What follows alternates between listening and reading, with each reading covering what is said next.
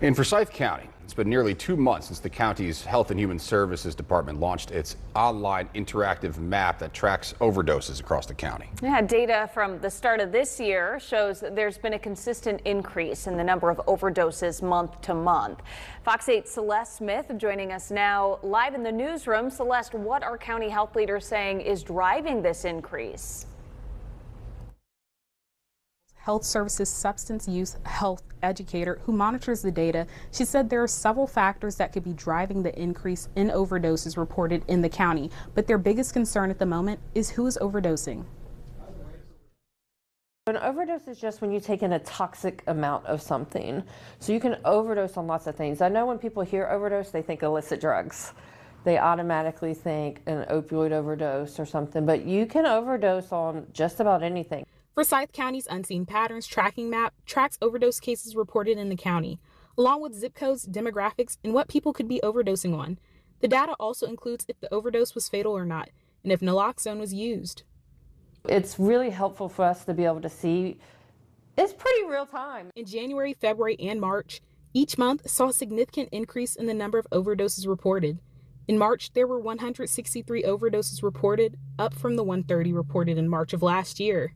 Even with the increase of access to Narcan, the cases are still up.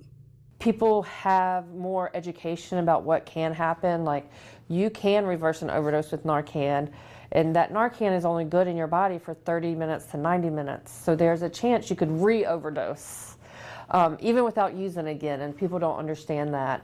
So maybe they did use Narcan and now they've re-overdosed, and so somebody's calling 911 because they don't have enough Narcan. One demographic raising concerns, the number of kids under 17 who are overdosing. Last year, the number of overdoses for that age group more than tripled over the last 3 years. I never want to see an overdose death. So I worry when we see an uptick, and I worry when we see an uptick in younger kids, the youth under 18. We haven't seen a death in that age group, and I'm very scared that this may be the year that we see that happen. Experts say some of the things leading to teen overdoses are from CBD, vape pens, and alcohol.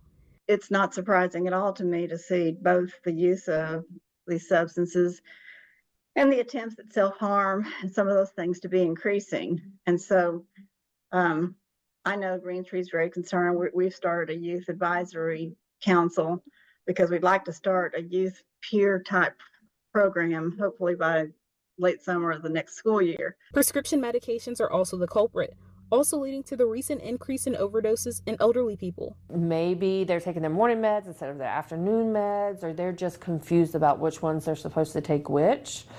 That's why pill sorters are so important for our elderly folks. This data recorded in the map helps groups that offer support to those in need of substance use recovery pinpoint where to do community outreach. We had noticed there was such an increase in overdoses and people using these drugs because we have a space where people are referred to us from the hospital emergency departments when they're not actually admitted, but they're still in a lot of distress.